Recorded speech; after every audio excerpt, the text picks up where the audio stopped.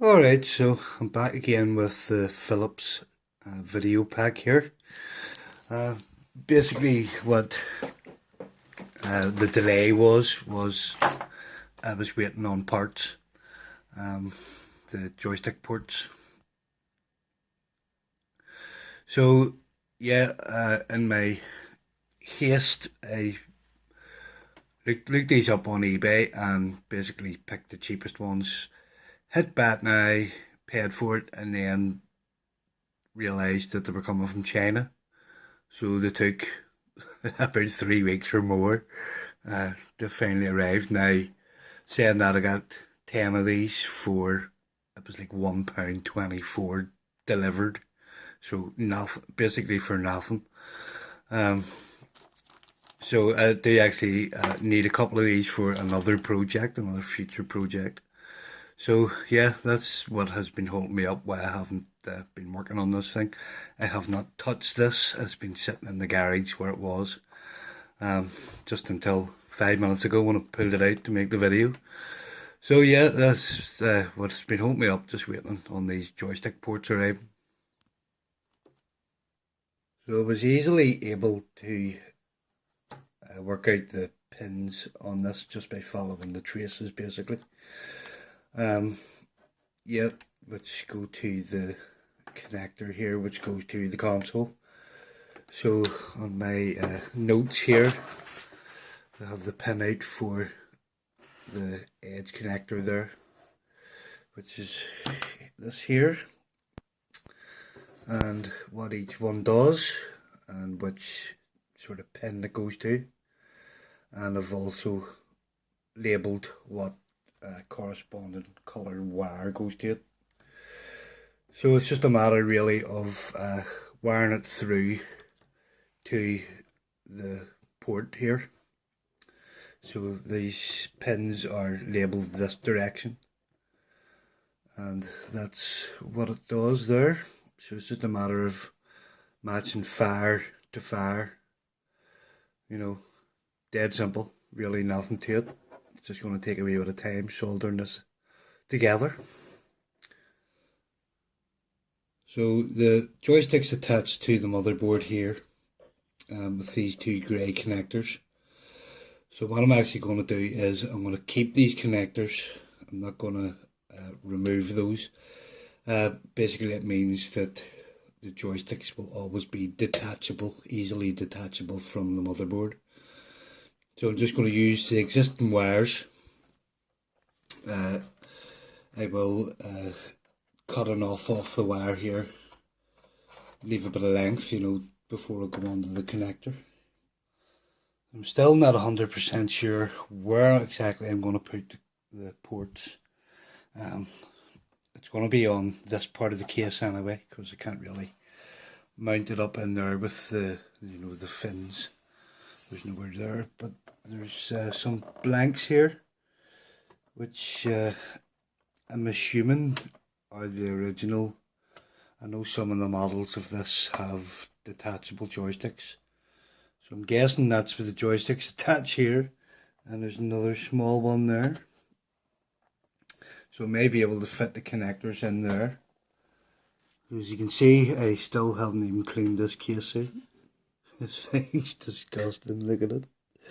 But yeah, these insets here for where the joysticks would go are actually need broken out. They're held in by plastic. So I will need to sort of commit and snap those out. I think, I'm not sure what way they're held in, to be honest. I'm sort of guessing that that's, yeah, I think it's attached. There's a gap right round it, but not at the top. So you should be able to fit them in there.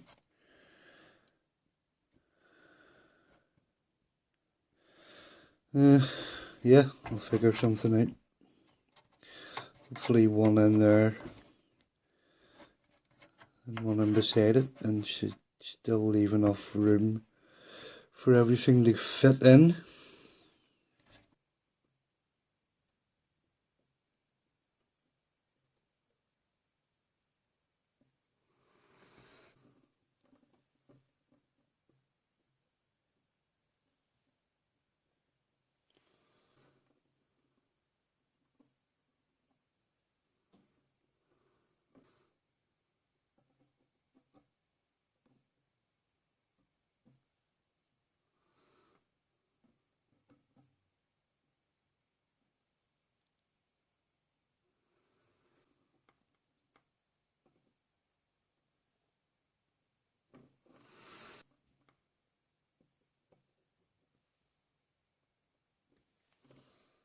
Okay, so that's the first one soldered on.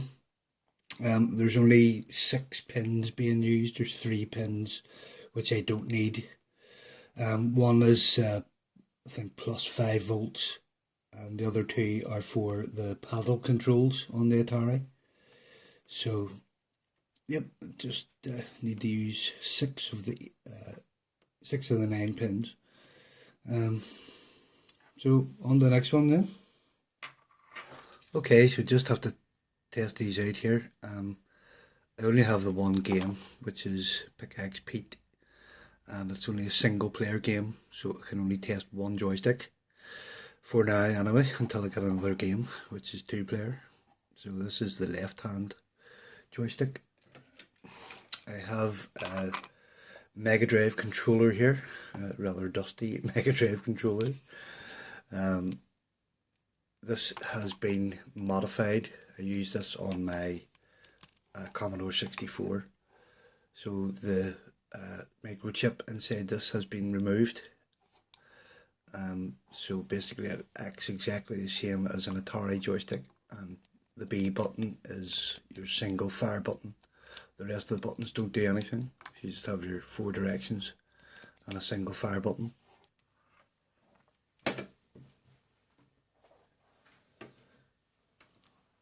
So I'll plug that in here.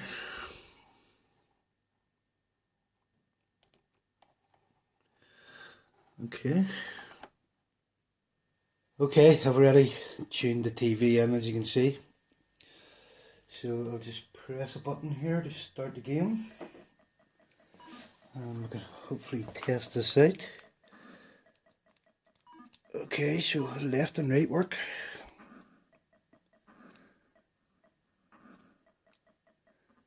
And up and down works. And the button works. Hopefully you can see that there. I don't really know what I'm meant to be doing in this. This is the first time I've ever played it. Oh, you got a key and I'm dead. Well, that's good. Everything seems to work okay there.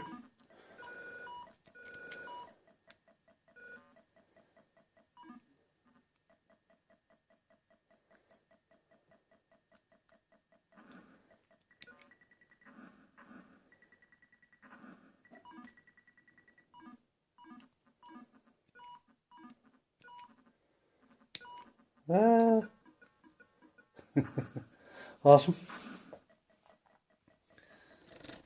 So that's Pickaxe Pete working fine. So at this stage I'll assume that the other joystick port works. Like I said, this is a single player game, but you know, wired both joystick ports up the same, so I'll assume that the other one's working.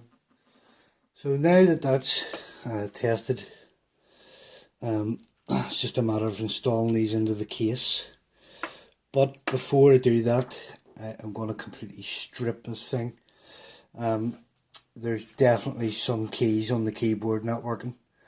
I was messed about with it there, and you know, Q, W, E, R, T doesn't work.